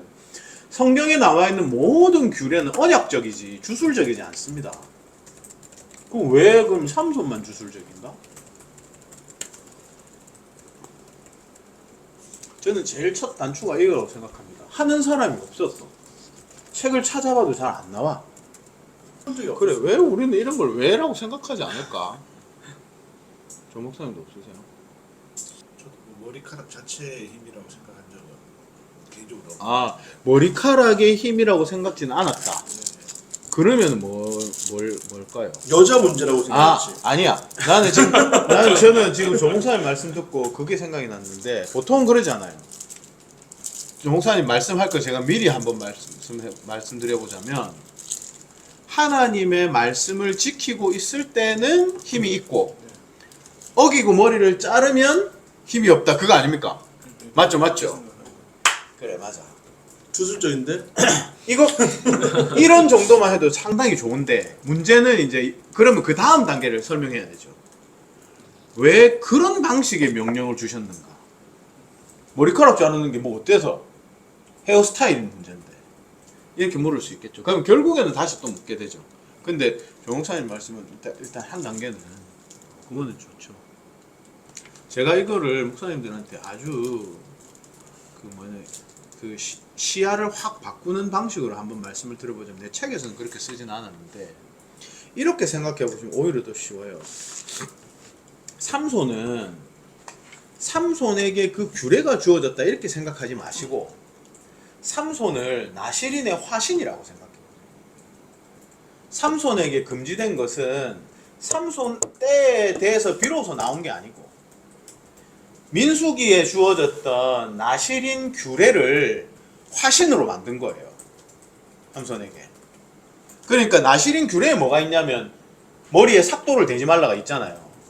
그러니까 머리 긴 사람을 화신으로 만든 거예요. 이해되시죠? 그러니까 실제로 머리 자르면 힘이 없어지는 것이 사실은 여기서 온 거죠. 민수기에서. 이거의 화신이라고 볼 수 있죠. 그렇게 되면은 이제 약간 더 문제 해결이 쉬워지는데, 그러면 민수기에서는 왜 나실인이 한시적 제사장입니다. 제 책에 나오는데 나실인 규례들은 제사장 규례하고 사실은 같아요. 네, 그래서 한시적 제사장인데 왜 나실인에게 그러면은 머리를 못 자르게 했지? 라고 했을 때 거기서부터 사실은 이제 문제가 좀 풀리기 시작했죠. 처음에 이제 이거 아무도 질문하는 사람이 없어가지고. 그거 보면 제사장에 이런 구절이 있습니다. 이게 이제 문제를 푸는 제일 첫 실마리 같은 거예요.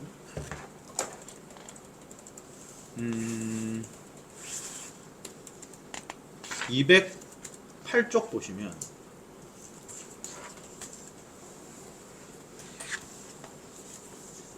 그 레위기 21장에 제사장 규례가 나오거든요. 그러니까 나실인들이 한시적 제사장이기 때문에 제사장 규례하고 똑같은데, 제사장이 이렇게 돼 있어요. 제사장들은 머리털을 깎아 대머리 같게 하지 말며 자기의 수염 양쪽을 깎지 말며 살을 베지 말고, 이런 규정이 있어요. 그러니까 자 다시 정리를 해볼게요. 자, 삼손만 가지고 보지 말고 삼손을 이해하기 위해서는 삼손이 나실인의 화신이라는 것을 이해하고, 나시린 규례에서 뭘 주어졌는가를 봐야 되는데 그때 그 나시린 규례는 사실은 대제사장에게 주어진 규례와 비슷하다. 그런데 제사장 규례에 보면 제사장에게 역시 머리를 깎지 말라는 규정이 나오는데 여기에 힌트가 하나 덧붙여져 있어요. 그러니까 이걸 이렇게 찾아가게 될 때 성경에 나와 있는 힌트를 통해서 아 하고 이렇게 하나씩 하나씩 발견하게 되는 거죠. 뭐냐면 여기 이렇게 돼 있어요. 대머리 같게 하지 말며 이렇게 나와요. 그러면 이제 한 발짝 나갈 수 있죠. 머리에 삭도를 대지 말라는 것은 사실상 뭐 하지 말라는 거다? 대머리. 머리를 대머리처럼 하지 말라는 거예요.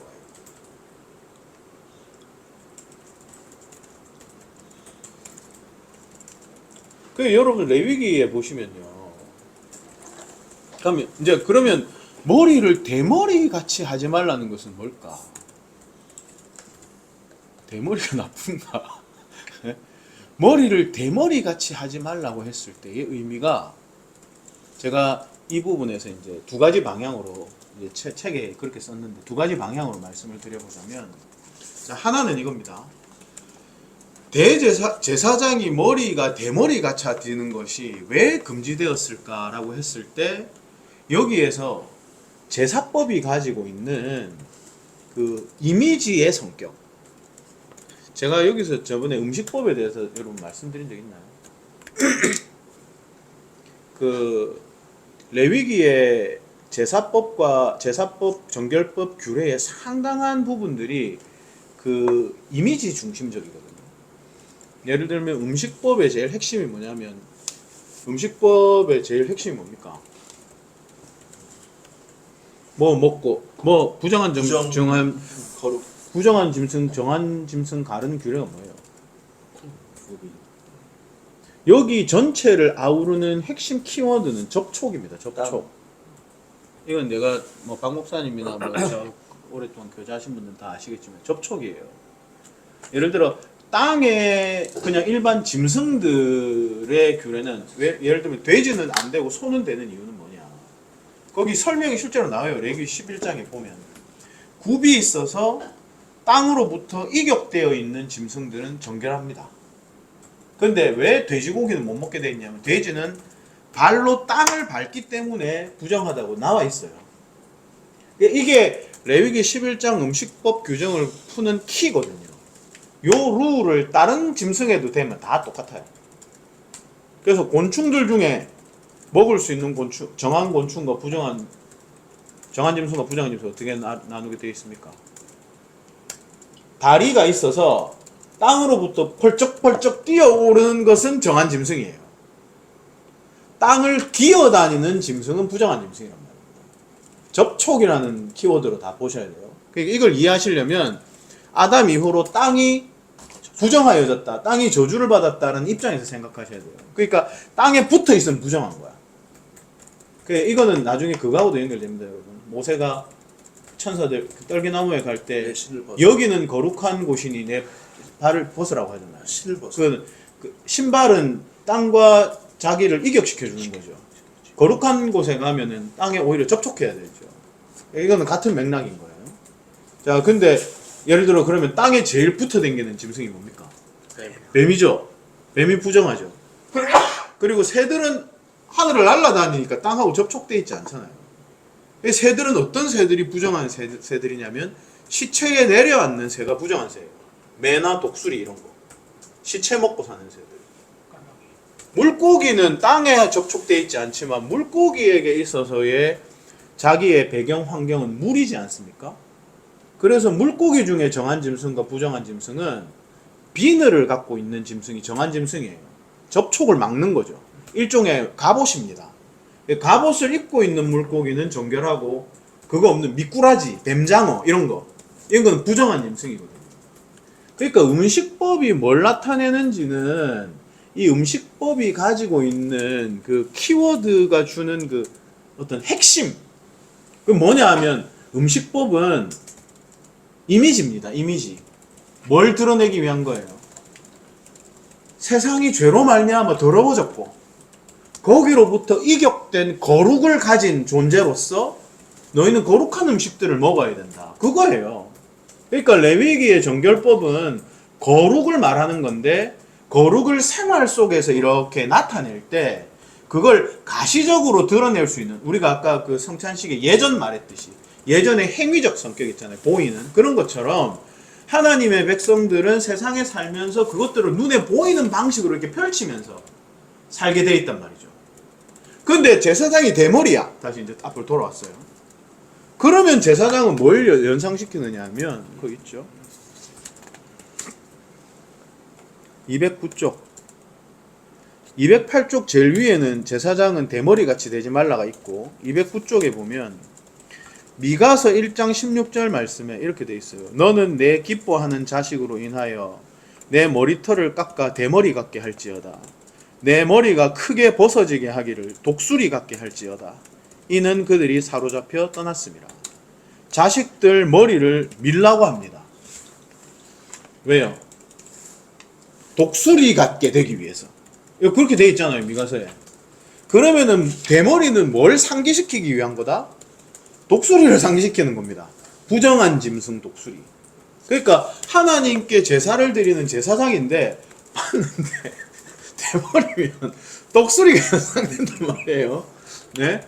그래서 너희들이 포로로 끌려가게 될 때 너희들은 부정한 짐승처럼 부정한 백성이 되었다. 그래서 네 자식들 머리를 빡빡 밀어라.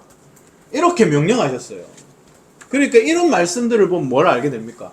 아, 성경에서 머리카락을 미는 것이 무엇을 연상시키기 때문에 금해졌는가라는 걸 알게 됩니다. 이해가 되시죠? 요게 한 측면이고 반대쪽 측면에 뭐가 있냐면, 그래서 210쪽에 보시면 거룩한 머리 있죠. 이건 반대쪽에 뭐겠습니까? 머리를 길게 기르는 거. 머리를 길게 기르는 거 하면 뭐 생각나세요? 고린도전서 생각나시잖아요. 그죠? 여자들이 머리를 길게 길러서 어떻게 합니까? 자기가 자기의 위에 권세자가 있다는 것, 그 영광의 표를 머리카락을 통해서 내거든요. 그러니까 여성들이 머리를 길게 길러야 되는 이유는 그것이 하나님의 영광과 권세를 드러내는 방편이기 때문이다. 이렇게 가르친다고, 고린도전서가. 그래서 남자들은 머리를 길게 하는 것이 금해졌잖아요, 고린도전서에 하면. 왜 그렇게 하냐면 남자들은 그 남자와 여자의 관계에서는 하나님을 상징하고 있고, 여성은 하나님을 섬기는 사람의 위치를 상징하고 있기 때문에 사람으로서는 하나님의 영광에 소위 말하면 관을 쓴 것과 같은 거예요. 머리, 긴 머리가 하나님의 영광에 관을 쓰고 있는 존재로서의 사람, 그걸 드러내기 위해서 여성들은 긴 머리를 해야 되고, 긴 머리가 없으면 머리에 뭘 덮어 써라 했는데 그걸 이제 성당에 가시면 하얀 거 덮어 쓰고 있잖아요. 그렇게 하는 거죠. 그래서 여기에서 지금 말씀하는 것은, 긴 머리는 우리는 하나님의 권세 아래에 있는 존재들로 하나님의 영광에 관을 쓴 자들입니다 라는 것을 표시하기 위한 긴 머리. 반대로 레위기나 제사법이나 제사장들이 보여주는 대머리처럼 머리를 빡빡 미는 것은 그 반대편의 모습을 보여주는 거죠. 이 두 가지를 같이 생각할 때 왜 하나님께서 제사장에게 머리를 삭도를 대면 안 된다라고 말했는지 알 수 있단 말입니다. 그리고 여기에 한 가지 더 붙여야 될 게 있는데, 그러니까 항상 이렇게 뭔가 연구하려면 치밀해야 됩니다. 세밀하게. 여기 한 가지 더 붙여야 될 게 나실인이라는 말의 뜻이에요. 나실인이라는 말은 원래 히브리어로 나지르거든요. 나지르. 나지르가 성경에 어디 쓰였냐면 213쪽. 성경 구절 두 개 나와 있죠. 레위기 25장. 내가 거둔 후에 자라는 것을 거두지 말고 가꾸지 아니한 포도나무가 맺은 열매를 거두지 말라. 이는 땅의 안식년임이니라.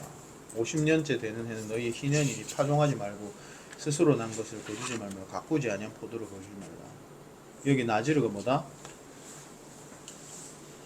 가꾸지 아니한. 이게 나지르예요. 히브리어가. 그러니까 여기서 가꾸지 아니하는 뭐냐면, 이건 뭐 우리 나중에 기회 되면 뭐 안식년이나 희년도 공부하면 참 좋은데, 안식년이나 희년의 특징이 뭐냐면 원래 우리가 안식을 누리지 못하고 있는 이유는 죄 때문이잖아요. 죄 때문에 하나님이 땅에 가시와 엉겅퀴를 주셔서 소출이 제대로 자라지 않거든요. 소산이 제대로 안 자란단 말입니다. 그래서 저주로 뭐가 주어졌냐면 열심히 땀을 흘려야 먹을 수 있죠. 근데 안식년과 희년의 특징, 안식년, 희년 특징을 레위기에서 잘 살펴보시면 뭐 대표적으로 제일 크게 두 가지인가. 하나는 일하지 않고 먹는 거, 하나는 노예가 풀려나는 거죠. 근데 이거 앞에 걸 얘기해 보자면 뭐냐면 씨도 뿌리지 말고 거두어 들이지도 말고 가만히 내버려 놔둬야 돼요. 그 해에 안식년에. 그럼 어떻게 됩니까? 저절로 자라는 것을 거두어서 식량으로 삼는 거예요. 이때 가꾸지 아니한, 그러니까 내가 인력이 들어가지 않는 거죠. 우리 그 할례 때 배운 거하고 비슷합니다. 사람이 사람의 힘과 노력을 들이지 않았는데 하나님이 저절로 먹이시는, 원래 죄 이전에는 원래 그랬을 거 아니에요. 하나님이 그냥 먹여주시는. 그러니까 안식년에는 내가 수고하지 않지만 나는 먹을 수 있다라는 것을 경험하는 시기란 말이죠. 그래서 그 가꾸지 아니하라는 말의 뜻은 뭐냐면 죄의 영향력이 사라지고 하나님이 은혜로 주셔가지고 그 은혜로만 자라난, 내 힘과 노력이 들어가지 아니한 가나안 땅이 애굽 땅과 다른 점은 뭡니까? 내가 발로 물대기를 하지 않아도 하늘로부터 내리는 물을 받아서 자라는 땅이잖아요. 거기로부터 받아 마시는 땅이잖아요. 그러니까 그런 것처럼 오직 하나님의 은혜로만 먹고 살 수 있게 되는 그런 모습들을 나타내는 안식년과 희년의 장면이 가꾸지 아니한 작물이 풍성하게 자라서 흘러 넘치는 거예요. 이게 나질이다. 그래서 제가 여기 되게 문학적으로 좀 썼는데 보세요. 215쪽 중간에 보십시오. 여기부터 읽어볼게요. 여기 가꾸지 아니한 이 나실인의 바로 그 단어 나질의이다. 이 사실은 우리에게 놀랄만한 통찰을 준다.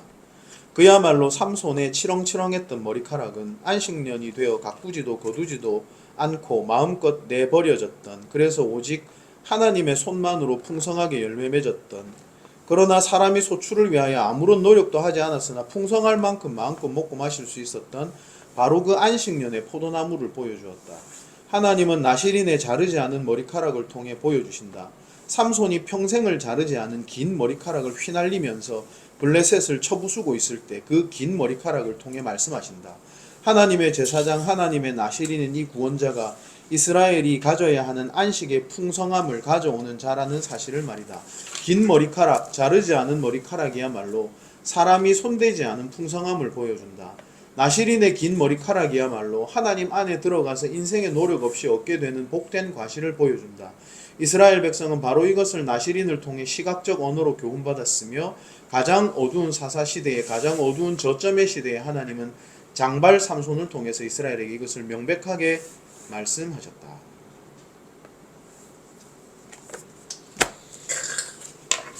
심지어 이스라엘 남자들 다 머리가 짧았을 거란 말이죠. 그럼 전쟁터에서 보면 굉장히 독특하게 눈에 띄었을 거예요. 긴 장발을 하고 머리카락을 휘두르면서 막 블레셋을 쳐 죽이고 있는 장면을 볼 때 하나님의 안식이 도래하고 있다. 그것을 보고 경험하는 거죠. 우리가 손대지 아니하는 하나님께서만 자라게 하시는. 요 내용들이 다 복합적으로 들어 있습니다. 대머리, 긴 머리, 그리고 나지르, 이런 것들을 다 복합해서 머리카락이라는 주제를 이제 이루게 되는 거죠.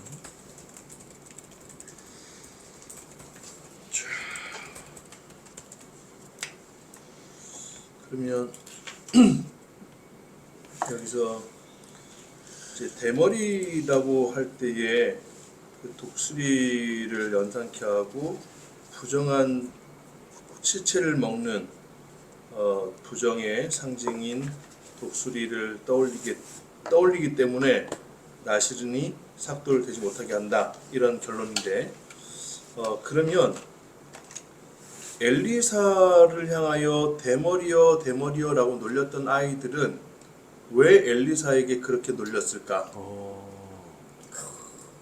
그런 연결선상에서 야 형님 요새 되게 통찰력이 굉장한데. 대머리가 좀 뻗어가지고 그래서 저런 거 읽을 때도 있잖아요. 그러니까 이거는 그런 거예요. 정말로 성경을 하나를 알잖아요. 그럼 다른 것도 막 보여요. 이것도 역시 중요한 이야기거든요. 너무 내가 혼자 얘기하고. 죄송합니다. 좋아요? 좋아요. 네, 좋긴 좋은데 제가 너무 지금 혼자 얘기하고. 엘리사는 왜 대머리였지? 아니 근데 사람이 대머리일 수는 있죠. 문제는 엘리사가 대머리인 게 아닙니다. 대머리여서 놀린 거예요. 사람이 대머리일 수 있죠. 있지. 그 선지자가 대머리라고 해서 그러면 제사장이 대머리가 되면 안 된다 했을 때 그거에 거기 적용하면 안 되거든요. 아니, 왜냐면 선천적 대머리가 있는데 그러니까 문제는 그게 아니라 놀린 그렇게 놀렸을 그렇지. 때 그때 그 사람들이 뭘 하고 있는가를 봐야 돼요.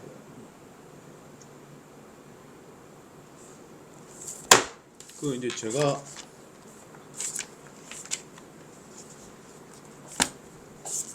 신명기인지 레위기인지 잘 모르겠는데 그러니까 이거를 잘못 적용하면 찾는 동안에 그 우리가 지금 실컷 대머리에 대한 나시르닌 규례에 대해서 대머리 보고 놀리시면 안 됩니다. 그러니까 규정이 삭도를 못하게 하는 것에 대한 즉 도시에서 대머리가 곰이 나오나요? 형님 약간 혹시 찔리신 거 아닙니까? 사실 우리 교회 교인 중에 대머리가 3사람이 있어 되게 신경 쓰여. 대머리는 잘못이 아니죠.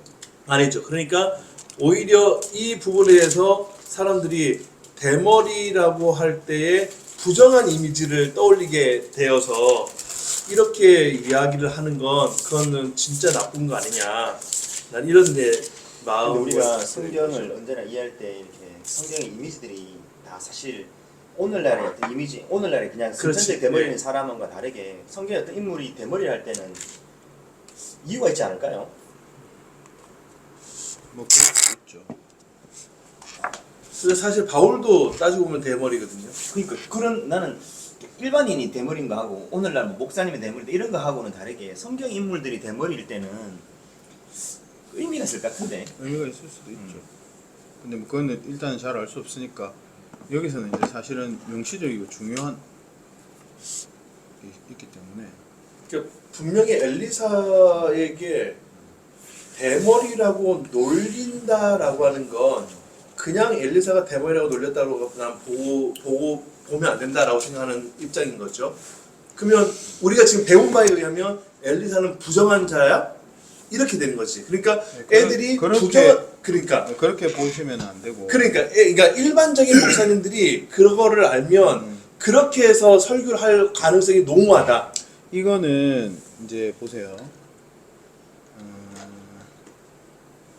예를 들어서 제가 목사님들이 이렇게 볼 때 그 성경 이해에 있어서 제일 위험한 부류 중에 하나가 뭐냐면 현대인의 시각으로 성경을 보는 겁니다. 현대인의 시각으로 성경 보는 사람들 많거든요. 자 그러면 여러분 한번 보세요. 예를 들어 내가 얼마 전에도 이렇게 설교한 사람 본 적 있거든. 그 하갈하고 사라하고 싸울 때 그때 사라가 잘못했다 이런 얘기 하는 분들이 있더라고요. 설교하면서.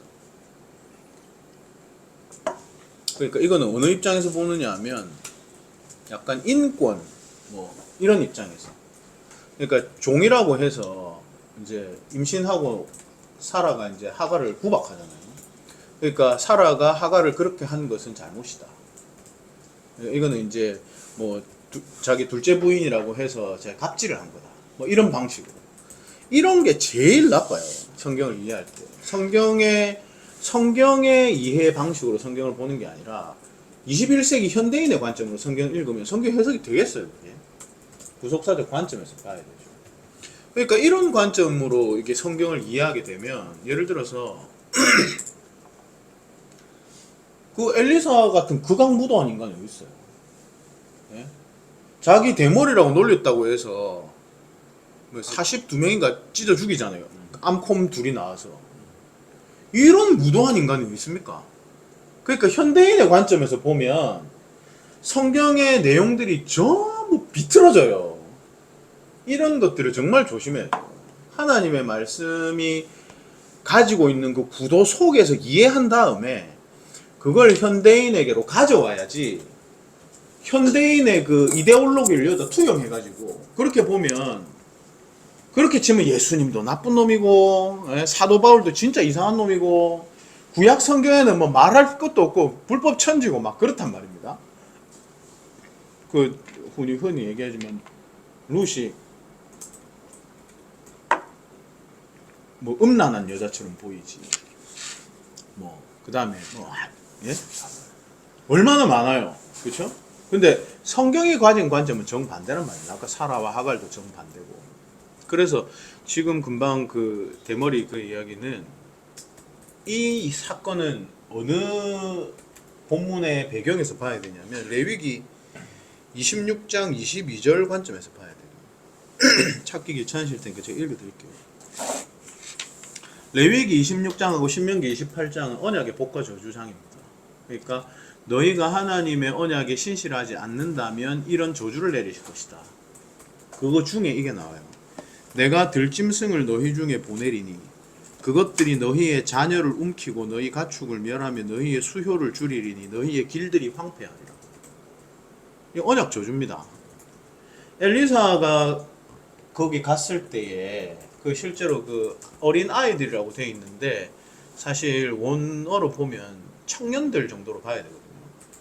청년들이 근데 청년들이 나와서 그렇게 뭐 그 올라가라라는 말은 뭐냐면 너 선생 엘리야가 승천했는데 니도 왜 승천해보지 이런 거거든요.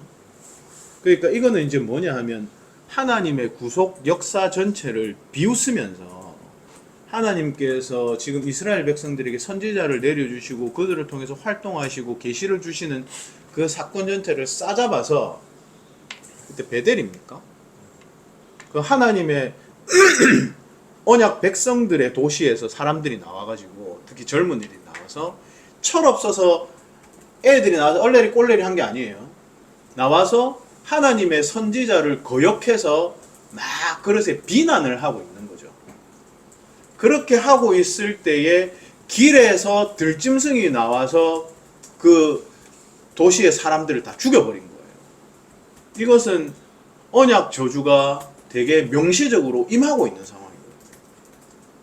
그러니까 이 사건은 기본적으로 이 구도에서 봐야 돼요. 언약 저주가 지금 이루어지고 있는 상황이다. 그럼 언약 저주가 이루어지고 있는 상황에서 이 사람들이 하나님의 선지자를 두고 다른 특성들을 말하지 않고 선지자들은 특성들이 원래 많잖아요. 예를 들면 뭐 요한 같은 데서 보면 약대 털옷을 입고 뭐 그런 얘기 하잖아요. 그러니까 선지자 복식이라는 게 있거든요. 선지자는 특징을 가진 게 있어요. 그런 거 얘기 안 하고 대머리여 꺼져라. 대머리여 네 스승처럼 하늘로 올라가라. 이렇게 말했을 때 그들이 한 말의 그 의미에서의 대머리를 생각해야겠죠. 그렇게 보면은 이거는 단순히 외모를 그냥 실제 대머리였겠지. 그래서 대머리였겠죠 아마도. 그런데 그걸 대머리라고 말했을 때 그때 그 뉘앙스 뭐 아마 우리가 앞에서 배웠던 그런 대머리에 관계된 부정적인 뉘앙스를 담아서 선지자를 비난하는 데 사용했겠죠. 하나님의 말씀에서의 어떤 흠결이 있거나 부정하거나 올바르지 못하거나 더럽거나 이렇게 하는 요소들을 가져다가 그걸 가지고 막 비난한 하나님의 선지자를 비난하는 데 사용한 거지. 그렇게 하니까 언약 저주가 임했다. 이렇게 되는 거거든. 그래서 이런 문제를 사사로이 읽으면 안 된다는 거죠. 성경의 구도 안에서 읽어야 되지. 그래서 엘리사는 대머리일 수 있어요. 요나도 대머리예요. 근데 야, 이게 제사장 규례에서 머리를 대머리같이 하지 마라 했는데 태어났는데 선천적으로 대머리면 참 곤란하겠다는 생각도 들긴 하네. 그러면 진짜 고자만큼이나 그 자격 미달 아닌가? 근데 그거는 정확한 의미로 잘 알 수 없죠. 예를 들면 머리에 뭘 쓰면 되는 건지 머리를 그냥 단순히 빡빡 밀지 말라는 건지 대머리 같이 하지 말라는 것의 정확한 의미를 좀 살펴봐야겠지만 하여튼 이미지이기 때문에 가시적으로 봤을 때 대머리로 보이도록 하지 말라는 뜻이니까 그 사람의 어떤 육체적 흠결 자체가 사실은 타겟은 아니거든요. 그러니까 아니 근데 이거는 잘 알 수는 없죠. 예를 들면은 제사장 집안에서 태어났는데 대머리면 제사장에서 제외시킬 수도 있겠고 그건 뭐 알 수가 없으니까 그거는 그냥 말 그대로 규례로 작용할 수도 있겠고 아니면은 실제 대머리지만 가발처럼 뭐를 쓰고 집내를 한다든지 대머리처럼 나와서는 안 된다는 것일지 두 건이 있으니까. 정확하게 알 수 없으니까 그건 하여튼 중요한 것은 그것이 나타내는 바가 이제 중요한 거죠. 실제 그 사람이 신체적으로 대머리냐 아니냐는 본질적으로 중요한 게 아니죠. 오히려 그렇게도 볼 수도 있지만 또 다른 각도에서는 또 다른 시각에서는 대머리가 부정의 어떤 상징으로 우리가 배웠다고 한다면 하나님께서는 그 부정조차도 하나님이 사용하시는 이 일들을 하시는 주권적인 역할을 갖고 계신다 라고 만약 보는 것은 그건 너무 그러니까 내상에도 그래. 아까 그래 이야기한 것처럼 왜 멀쩡한 생머리들이 많은데 왜 대머리들을 해필이면 엘리야 다음에 엘리사가 또 이방의 사도인 사도 바울이 또 요나 역시도 니느웨 이방에 가서 뭔가 이렇게 그 하나님의 의를 선포하는 그런 아, 모습. 대머리들을 사용하시는 예, 이유가 그런- 있겠다. 그런 그림들이 살짝 그럴 수도 있겠죠. 그렇죠. 나는 그렇게도 한번 시각을 돌려봐도 나쁘지 않겠다는. 근데 이제 왜냐면 예, 말씀하세요. 왜냐면 우리가 성경의 구속사 아까 말씀하셨지만 구속사 가운데서도 이방 여인의 이름이 올라가 있잖아요. 그러니까 그거는 그럴 수 있을 수 있죠. 없는 거지. 그럴 수 있을 수 없는 일을 하나님께서 있도록 가능케 하셨다는 거지. 그럴 수도 있죠. 그런 측면에서 본다면 이런 것도 시사하는 바가 크지 않을까? 그러니까 이제 박 목사님은 구속사에 익숙하시니까 그래서 이제 당장 그 고자가 딱 떠오르신 게 그런 거지. 고자도 이제 나중에 고자를 하지 말며도 나오고 그렇게 사용하신 것처럼 대머리도 그런 게 아니냐 그런 뜻이시잖아요. 충분히 그런 면도 좋다고 생각합니다. 마을은 내가 했는데 칭찬은 저쪽에서 다 듣고 지금 너무한 거 아니야? 네네 알겠습니다. 하여튼 예 좋아요. 근데 성경을 예를 들어서 우리가 이런 주제의 내용을 만약에 한 20-30개만 알고 있으면 이게 쫙 가지를 뻗어가지고 말입니다. 전부 다 연결되어 있어요. 그래서 어느 본문을 봐도 그 본문에 이런 요소들이 다 얽혀 있다는 걸 알게 되고 그래서 제가 우리 교회에서는 자주 하는 얘기인데 신약 성경 중에 구약 성경하고 연관되어 있지 않은 구절이 한 구절도 없다고 보면 된다. 예수님 말씀 중에 자기 혼자 독자적으로 한 말은 한마디도 없다고 보면 된다. 모두 다 구약에 다 근거하고 있다. 전부 다 연결되어 있다. 그거는 진짜 명백한 거죠. 연구해보면 다 나옵니다. 그렇죠.